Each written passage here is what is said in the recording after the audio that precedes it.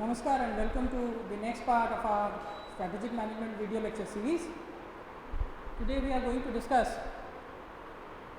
the next tool used for analyzing the internal environment. This is also a very popular tool known by which is known by the name of value chain analysis, proposed by Michael Porter.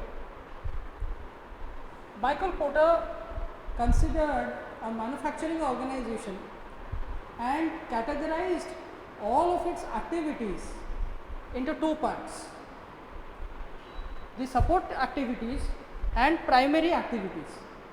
At the top of this diagram you will find four different categories of activities clubbed into support activities, whereas at the bottom of this diagram I have written certain sections, mentioned certain activities which are together called as primary activities.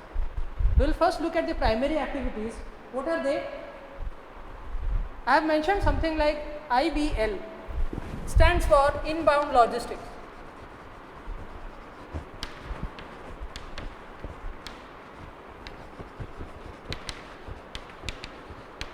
This refers to all the storage, movement and receiving of all input material or equipment that is required for processing or manufacturing of a certain product. That is the inbound logistics. Now remember, this value chain approach or analysis is applicable for manufacturing setup. For a services organization, this value chain will be modified significantly. Next, we have operations.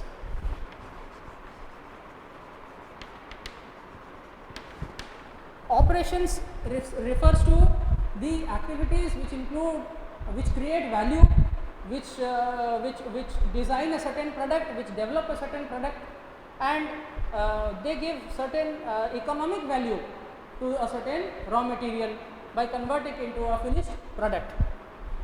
Now this finished product also needs to be moved out of the organization, and this outward movement is done through outbound logistics. Outbound logistics, all the transmission or transport of finished products towards the market through different channels is called as outbound logistics.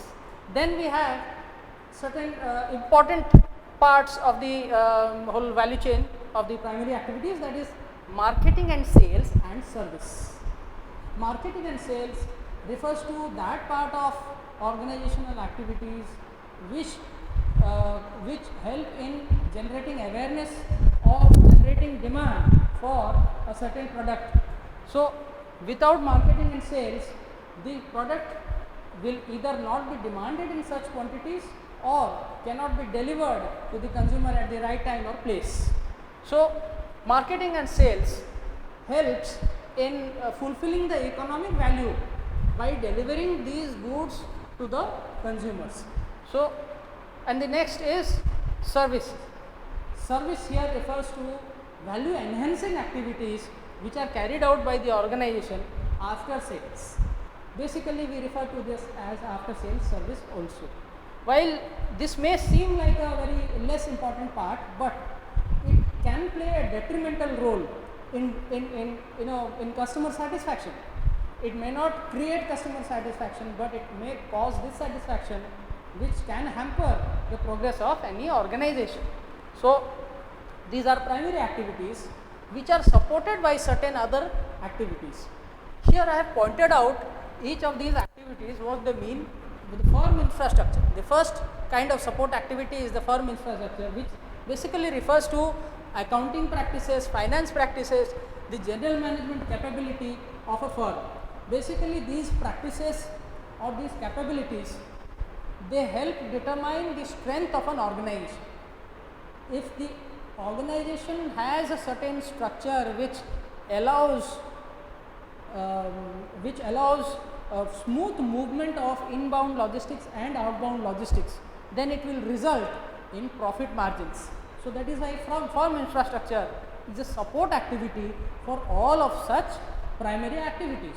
Human resource management, all of these activities of carrying inputs to the organization, carrying outputs towards the market, selling them and servicing them will require people.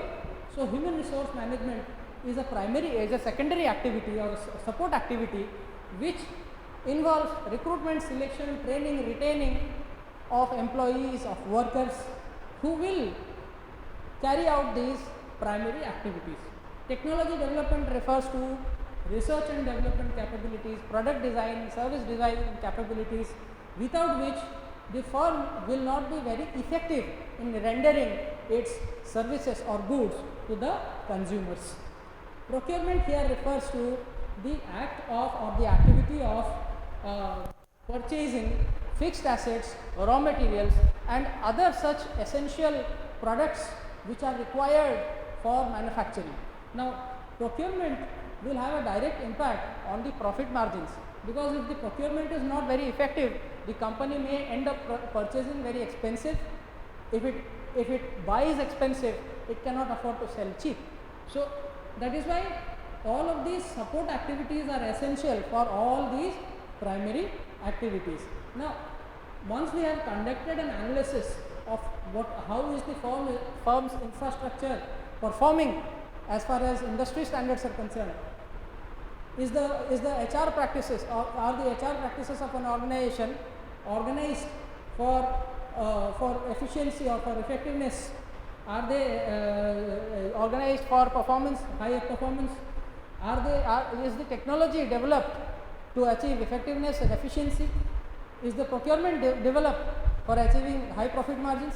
Then we can understand whether this company is in a position of strength or weakness. That is how Michael Porter's value chain analysis is conducted to find out strengths and weaknesses of the organization. I hope you have understood the tool very well. Thank you very much.